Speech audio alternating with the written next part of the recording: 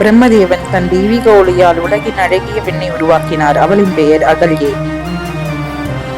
அகழிலும் அறிவிலும் சிறந்த அகல்யை மகாமுனிவர் கௌதமருடன் பிரம்மா திருமணம் செய்து வைத்தார். காட்டின் மத்தியில் உள்ள சிறிய ஆசிரமத்தில் இருவரும் ஆனந்தமாக வாழ்ந்தனர். ஆசிரம வாழ்க்கை. கௌதமர் தமது வாழ்க்கை முழுவதையும் அகல்யை சேவையில் தன்னை ஈடுபடுத்திக் கொண்டாள்.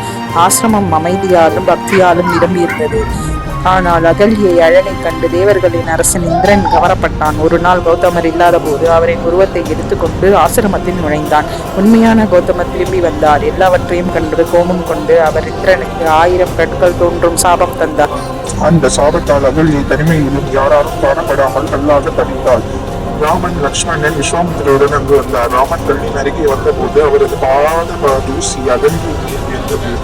உடனே அகல்யை மீண்டும் தன் அழகிய வடிவில் தோன்றினாள். கண்ணீருடன் ராமனை வணங்கி நன்றி கூறினாள். அகல்யின் கதை ஆசையால் நிகழ்ந்த தவறு எத்தனை பெரிதானாலும் பக்தியாலும் பொறுமையாலும் மீட்பு கிடைக்கலாம் என்பதை கூறுகிறது.